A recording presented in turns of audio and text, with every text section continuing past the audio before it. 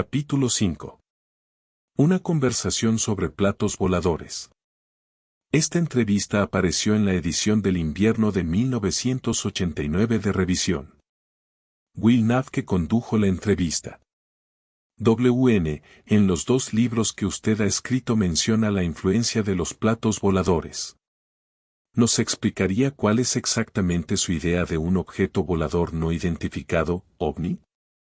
TM, en nuestro primer libro, The Invisible Landscape, El paisaje invisible, la referencia es muy escasa, solo se toca el tema una vez. Lo suprimí deliberadamente porque pensé que el libro ya estaba colmado de por sí con ideas raras como luces de un árbol de Navidad. Guardé el ornamento para tratarlo por sí solo más adelante en el libro parlante True Hallucinations, Alucinaciones verdaderas. Me parece que con los alucinógenos triptamínicos en general y especialmente con la psilocibina, realmente experimentamos un estado de la mente muy parecido al que se describe en los contactos con dichos objetos. Los estados de mente chamánicos y los contactos con OVNI tienen perfiles que pueden registrarse uno como la silueta del otro. A niveles activos la psilocibina induce imaginación visionaria de naves espaciales, criaturas extrañas e información del exterior. Hay una cualidad futurista de ciencia ficción en la experiencia con psilocibina en general, que parece originarse del mismo lugar que el moderno mito del OVNI. En 1971 mi hermano y yo descubrimos, durante nuestra expedición al Amazonas, que la acumulación de triptaminas en el organismo de una persona parece conferirle la capacidad de vivir en más de un mundo a la vez, como si se colocara otro mundo sobre la realidad. Es una superrealidad, un mundo hiperdimensional donde la información es accesible de modo mágico. En seguimiento de nuestros descubrimientos en el Amazonas revisé la literatura de la experiencia mística, de las experiencias con OVNI y de sistemas ocultos como la alquimia. Eventualmente vi que estos diferentes cuerpos de pensamiento hablaban de lo mismo. Para la gente moderna la experiencia que gana ascendencia es el contacto con OVNI, pero sin que pueda reducirse a ninguna de las explicaciones que sugieren los expertos y especialistas en OVNI. No es, estrictamente hablando, un contacto de la carrera espacial que viene de las estrellas ni es histeria de masas o ilusión. En realidad sucede algo raro.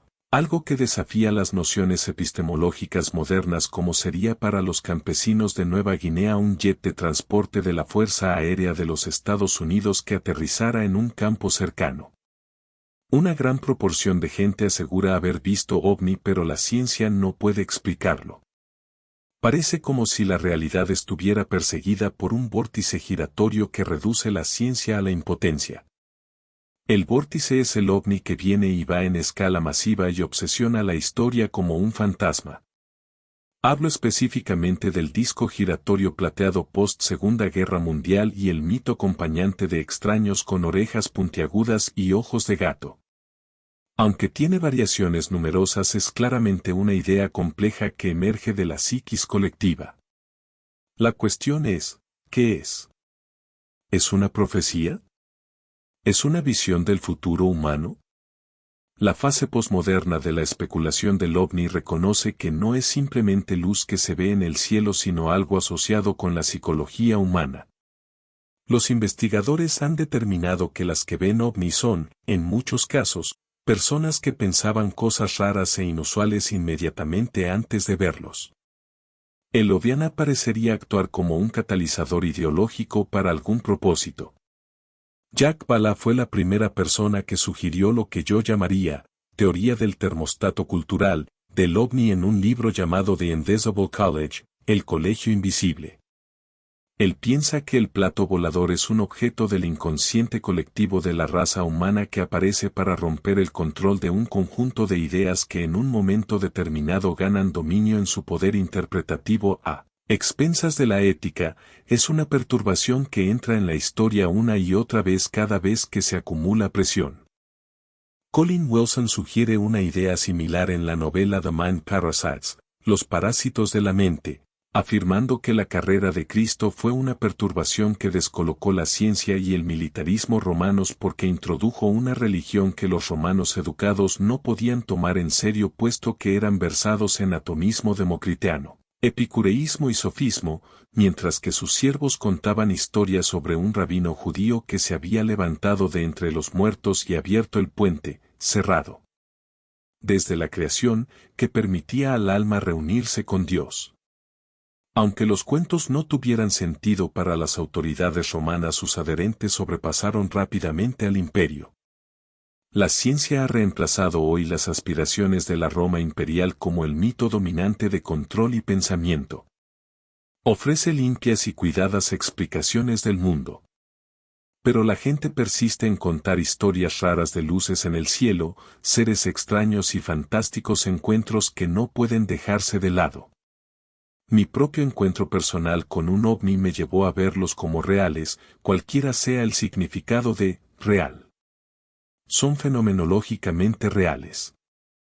En verdad, mi afirmación es que la psilocibina muestra un efecto de tal magnitud al final de la historia que lanza reflejos pequeños de sí misma hacia atrás en el tiempo. Son las apocalípticas concrescencias que atraviesan la continuidad histórica, encienden religiones e histerias variadas e infiltran ideas en sistemas nerviosos hipersensitivos. Para el Eschaton ubicado en la eternidad, todas las cosas son aproximadamente coexistentes en el tiempo y fuera del tiempo.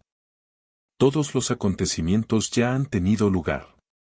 El chamanismo es una técnica formal para ver el objeto hiperdimensional fuera del tiempo de modo tridimensional, por transeccionar, hacer un corte a través, muchas veces hasta que emerja una visión clara. El hongo evoca una profunda conciencia planetaria que muestra que la historia es una espuma de artificio que apareció en los últimos 10 o 15 mil años y se extendió rápidamente por el planeta. Pero la mente de los seres humanos precede a la historia de la tecnología y va hacia atrás hasta la oscuridad arcaica. Una de las cosas que decíamos en The Invisible Landscape, el paisaje invisible, es que en el cuerpo humano hay caminos de entendimiento que no han sido seguidos a causa de desviaciones epistemológicas, por ejemplo, el uso de la voz para realizar cambios fisiológicos en el propio sistema nervioso. Esto puede parecer absurdo en cierto nivel, pero por otra parte es simplemente una manera formalizada de aceptar el hecho de que el sonido es energía y que como tal puede ser transducida en varios canales y cuando se dirige al cuerpo produce cambios. El canto monocorde o melódico son prácticas chamánicas en todo el mundo. Los cantores chamánicos navegan a través de un espacio con el cual hemos perdido contacto como sociedad. Cuando falla el canto del chamán, su mundo estalla en una situación de debilitamiento psíquico que contiene un elemento de pánico, en el sentido mitológico, que evoca a Pan emergiendo con fuerza del mundo subterráneo. El equivalente de este pánico en nuestra sociedad es el ovni como entidad psíquica autónoma que se ha deslizado fuera del control del ego y se acerca cargada con la diversidad del inconsciente. Conforme uno mira eso, uno contempla lo propio, el campo de nuestra personal información mundana, desplegado de un modo extraño, distante, casi transhumanamente frío, y lo relaciona con el mito de lo extraterrestre. Lo extraterrestre es la superalma humana en su expresión general y particular en el planeta. Aunque esto no deja fuera la débil posibilidad de que el hongo también nos ponga en contacto con extraterrestres en planetas que circunvalan otros soles en algún lugar de la galaxia, eso significa que probablemente esta comunicación es mediada por la superalma. La superalma es un tipo de campo que generan los seres humanos pero que no está bajo el control de ninguna institución, gobierno o religión. Es realmente la forma de vida más inteligente en el planeta, regula la cultura humana mediante la liberación de ideas provenientes de la eternidad en la continuidad de la historia. El Lodeana es una idea destinada a confundir a la ciencia porque la ciencia ha empezado a amenazar tanto la existencia de la especie humana como la del ecosistema planetario. Este es un momento en que se hace necesario un shock para la cultura, equivalente a lo que fue el de la resurrección para el Imperio Romano. Los mitos que se desarrollan actualmente son similares a los mitos mesiánicos que precedieron la aparición de Cristo. Son mitos de la intervención de una entidad superinteligente que proviene de las estrellas para revelar la manera correcta de vivir. El ovni podría ser un disruptor de la ciencia a través de una serie de demostraciones dirigidas a convencer a la mayor parte de la humanidad de que el propósito de la historia es nada menos que la total inmersión en las enseñanzas del ovni. Una vez que este mensaje fuera arrojado a todo el mundo por medio de la transmisión por televisión, el ovni podría simplemente desaparecer. Siguiendo la estela de esa partida podría aparecer un tipo de histeria de abandono similar a la que inundó las comunidades cristianas después de la resurrección. Cesaría el desarrollo de la ciencia. La religión ovni-orientada corporizaría un arquetipo de enorme poder, capaz de mantener el dominio del mismo modo que el cristianismo, que detuvo el desarrollo de la ciencia por 1000 años. A los científicos no les gustarán sus opiniones. Pienso que hasta cierto punto la ciencia ha traicionado el destino humano. Nos han conducido al borde del vuelo a las estrellas, pero también al borde del holocausto termonuclear. El resultado de esta traición es que la ciencia puede muy bien ser barrida por la revelación de los ovni. Los científicos han sido siempre como el apóstol Tomás, queriendo poner sus manos en las heridas del cuerpo incorpóreo. Si se ofrece la herida, si el plato volador viniera y fuera visto por millones de personas, los científicos serían los primeros en convencerse. Antes de que suceda tenemos que ser cautelosos y actuar ahora para preservar nuestra libertad de pensamiento descalificando nuestra propia situación ante la revelación de los platos voladores. Una religión opera por la ley de los grandes números, por eso, mientras el 80% de la gente crea, puede transformarse la civilización. Pero es posible ser uno entre el 20% que no cree y mantenerse donde las aguas no llegan. Una voz que dio orientación y guía a la civilización occidental ha guardado silencio por 17 siglos. Ese logos y todos los antiguos filósofos trataron de invocarlo. Para la filosofía helenística fue la voz que dijo la autoevidente verdad. Con el paso del tiempo y la muerte de los dioses paganos, la concientización de este fenómeno se desvaneció. Sin embargo, está todavía disponible con la mediación de los maestros de las plantas.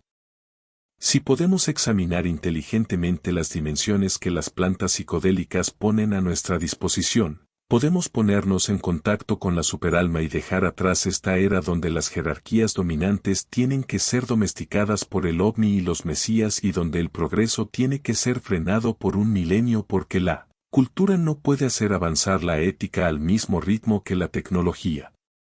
Si pudiéramos dialogar con el otro, lo distinto, comprenderíamos todas estas cosas y empezaríamos a contactar el Tao de los ancestros.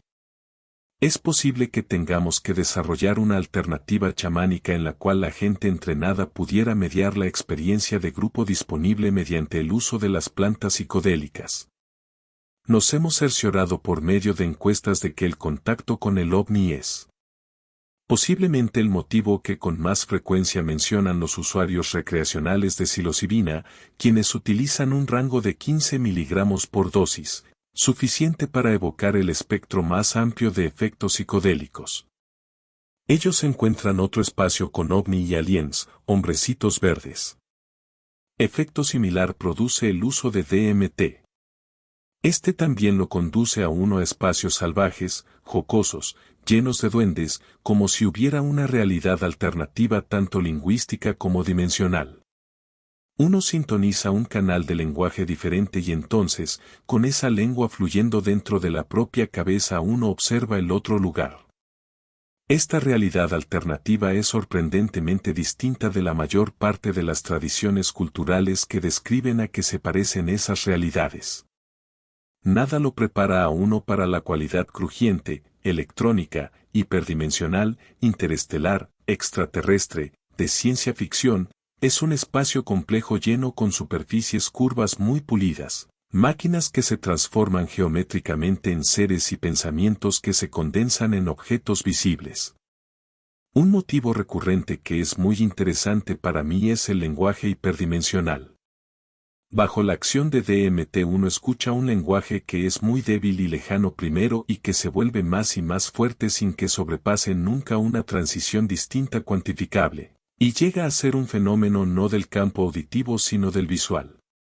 En efecto, es una alucinación evolutiva extremadamente realista y de muy extrañas proporciones.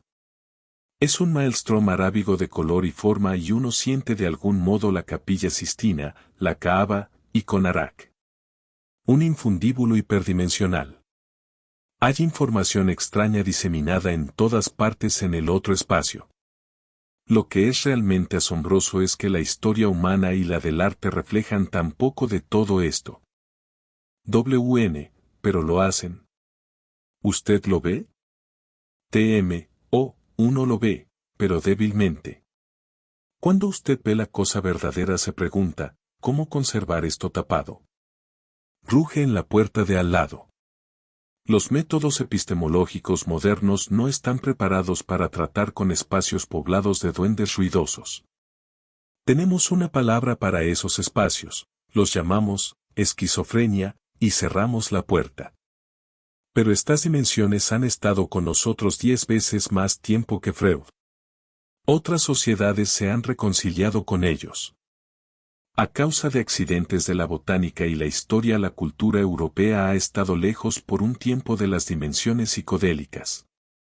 Hemos olvidado las dimensiones de las triptaminas y psilocibina desde por lo menos el incendio de Ilusis.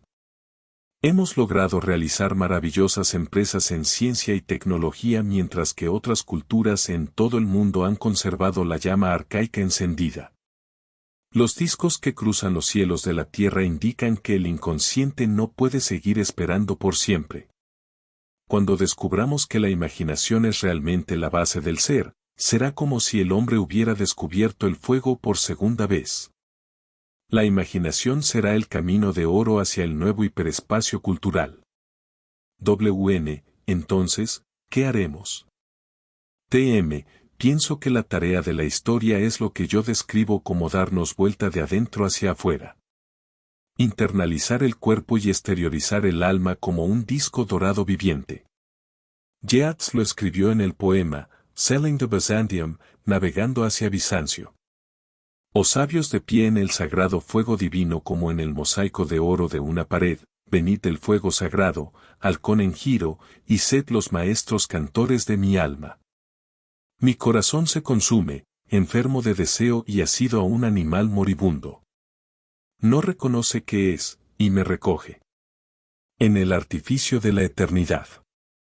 La frase, el artificio de la eternidad, evoca un futuro extrañamente mecanicista pero espiritualista también, en el que el arquetipo del ovni está llamando a la humanidad. En el curso de 10.000 años, desde las máquinas más tempranas hasta el presente, la humanidad está llegando a ser una criatura transplanetaria. Es, como decía H. G. Wells de la historia, una carrera entre la educación y la catástrofe. Procesos químicos y atómicos crecientemente destructivos han estado siendo liberados, forzando a la especie a darse cuenta de que sus aspiraciones son extrañas a la ecología del planeta y que ella y el planeta tienen que separarse.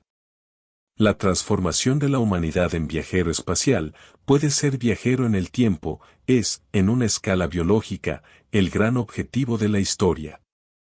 La llegada de la agricultura y la urbanización es menor, comparada con lo que va a suceder a esta especie, a estos monos, conforme dejen el planeta con sus computadoras y sueños. La información está suelta en el planeta 3. Algo inusual está sucediendo. El mundo no está hecho de quarks, paquetes de ondas electromagnéticas o los pensamientos de Dios. El mundo está hecho de lenguaje. El lenguaje se está replicando a sí mismo en ADN, el que, en el ápex evolucionario, crea sociedades de seres civilizados que poseen lenguajes y máquinas que usan lenguajes.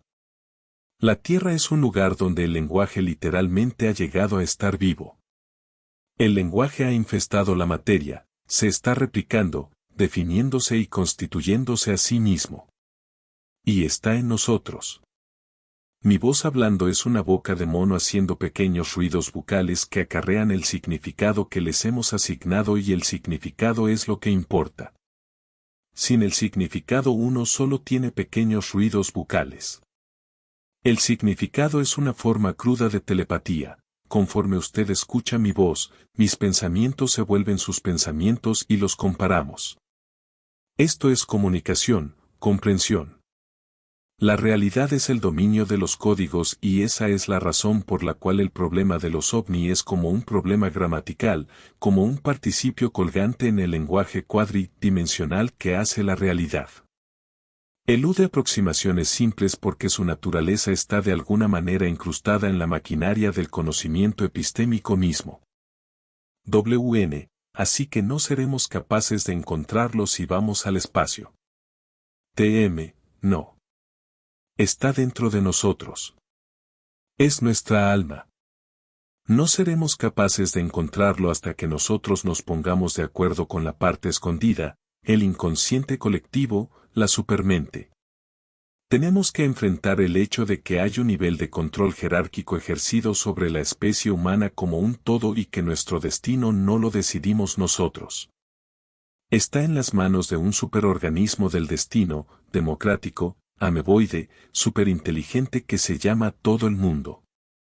Conforme nos ponemos de acuerdo con esto, conforme tomamos nuestro lugar incorporados en el cuerpo de todo el mundo, la información fluye más libremente y la realidad de esta criatura informacional se ve con más claridad. El hecho es que nos encontramos en una relación simbiótica con un organismo hecho de información y esta es la situación que el chamanismo clásico de plantas alucinógenas refuerza con energía.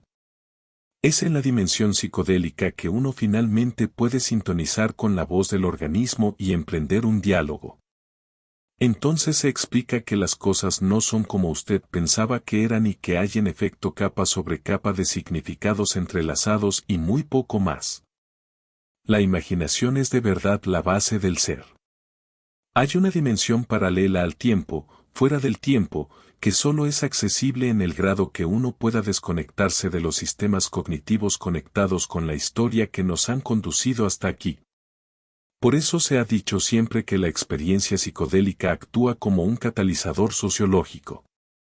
WN, ¿qué son los chamanes? ¿Cómo trae el mensaje a la tribu el chamán? TM, la tribu es un sistema preparado para recibir el mensaje.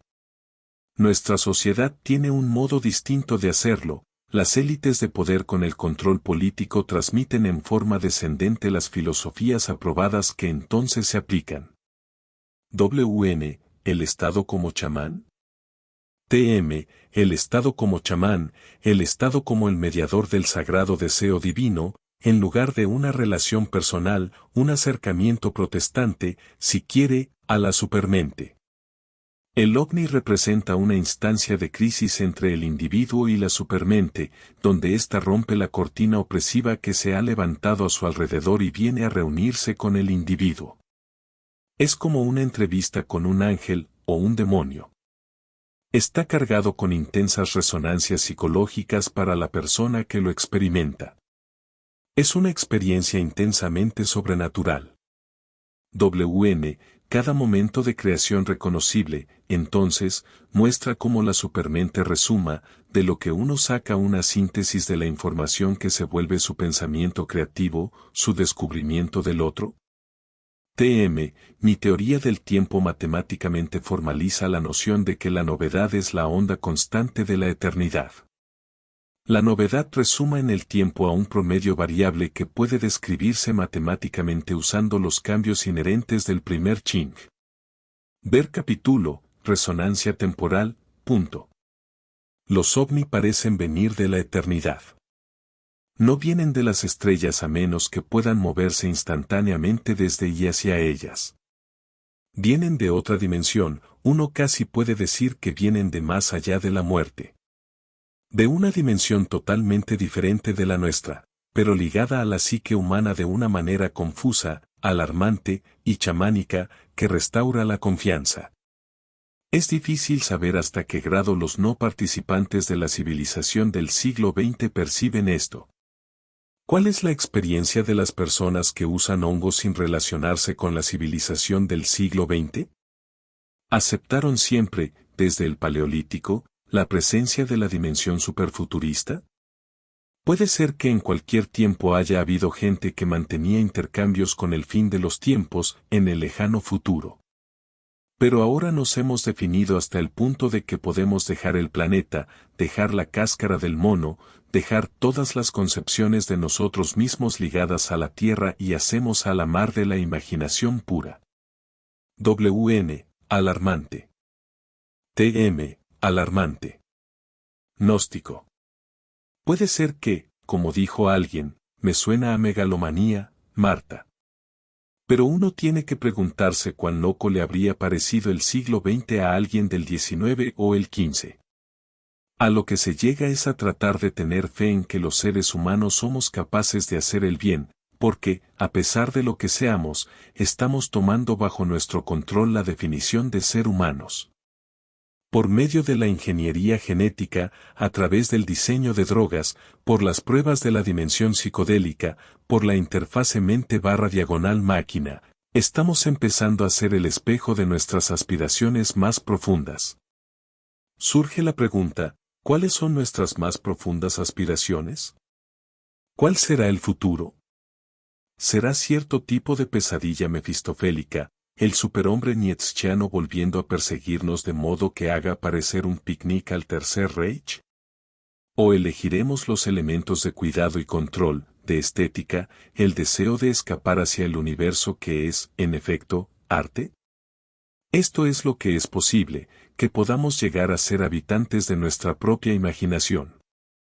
Con la tecnología para construir grandes hábitats en el espacio, es posible imaginar una completa galaxia social de ciencia ficción creada en una región de menos de 12 horas luz de diámetro con el Sol en el centro. Uno puede imaginar 50 o 60.000 hábitats independientes dedicados a la ejecución de experimentos sociales de todo tipo, espacialmente independientes pero ligados electrónicamente en órbitas de muy larga duración desde el Sol cercano a los lejanos planetas. Por el uso de tecnología actual podríamos ya producir el ambiente hawaiano a distancias de 14 horas luz del Sol, que es varias horas luz más allá de Plutón. Esto significa que el sistema solar completo se ha vuelto enteramente habitable, pero solo si transformamos la imaginación humana para percibir que, elevarse, Garenha, no es una metáfora, es la finalidad de la empresa humana. Es cierto que la Tierra es la cuna del hombre, pero uno no puede quedarse en la cuna para siempre. El universo nos llama. Ha transcurrido solo un momento geológico desde que nuestros antecesores chamánicos comenzaron a masticar los hongos y entrevieron la figura de los humanos radiando a lo ancho de la galaxia como una fuerza vital perfeccionada y superinteligente. El momento histórico postindustrial es una lucha de 15 vueltas que decidirá si esto sucederá o no. WN, ¿no es cierto que la meditación es una especie de catalizador de la imaginación, en cierta manera, una fuente de inspiración? TM, precisamente, es un éxtasis. Se reclama que estos estados pueden conseguirse de distintas maneras. Hay muchas clases distintas de éxtasis, pero la peculiar dimensión extraterrestre que producen las triptaminas no es el éxtasis estándar de los místicos, o tendríamos más de un reflejo de ello en la literatura mística. En efecto, una de las cosas más curiosas es porque los motivos fantásticos de la visión con DMT no se encuentran en ninguna cultura tan lejos como yo haya podido detectar. WN, implicaría eso que la gente temía estas visiones cuando las habían tenido y por lo tanto no lo descubrían pensando que podían enloquecer. TM, pienso que el cambio es tan radical y las implicaciones tan difíciles de aceptar, tiene razón, que la gente, o sentía amenazada su sanidad o reconocía el desafío de la realidad del mito de su sociedad y se reprimía. Es muy difícil asimilar estas realidades contradictorias que lanzan dudas sobre todas las cosas que uno asume con respecto a la realidad que habita. Qué extraño sería el mundo si esto continuara operando alrededor de nosotros lleno de información extraña, producto de su propia historia y con apetito por su propio futuro. Estas son teorías de ciencia ficción. Quiero decir, uno se topa con un cúmulo de estas ideas en distintos lugares, pero usted dice que esto es real y es su misión, básicamente su llamada.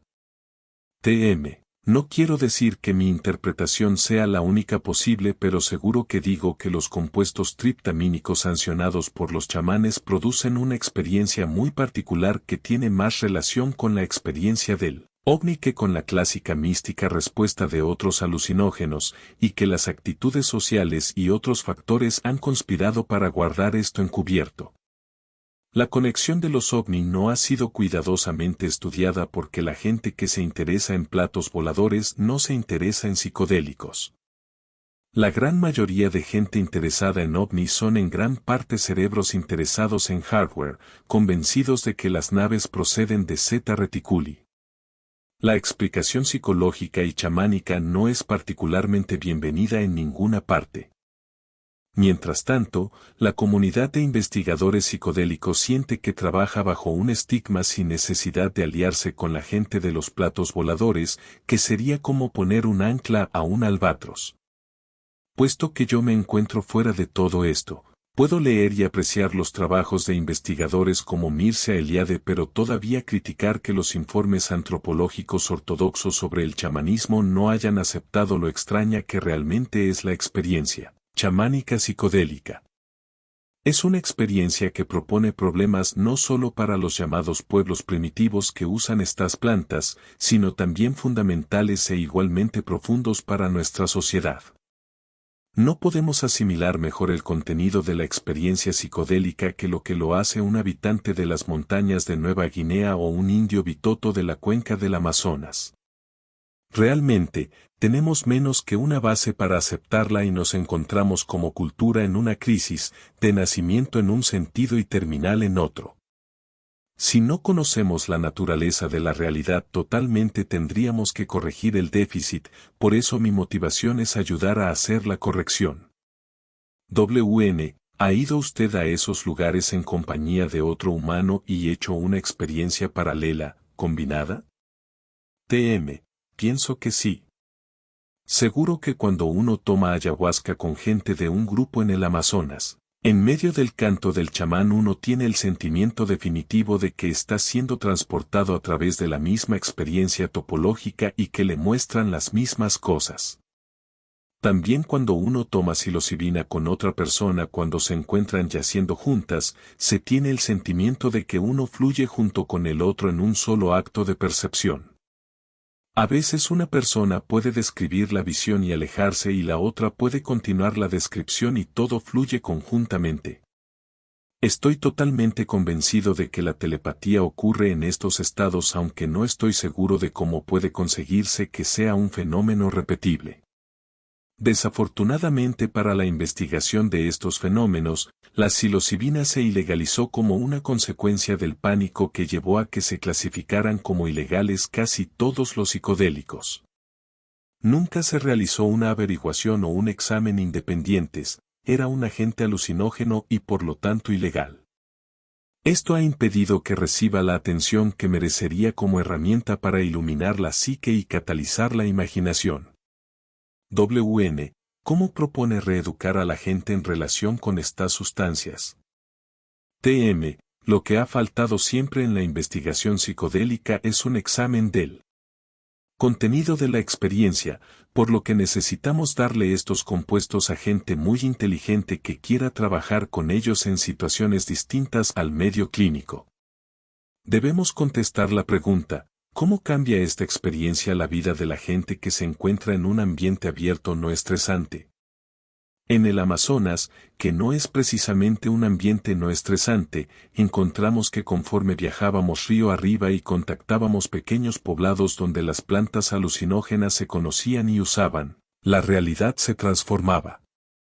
La realidad es verdaderamente una criatura hecha de lenguaje y de estructuras lingüísticas que uno lleva en la mente sin ser conocidas por uno mismo, y que bajo la influencia de la psilocibina empiezan a disolverse y le permiten percibir más allá de lo que se habla.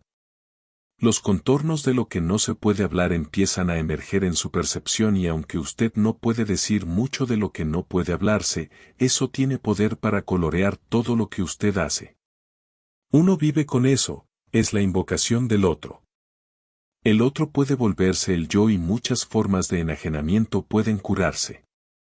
Por eso el término alien, extraño, tiene esas connotaciones. WM, ¿cuál es la próxima etapa?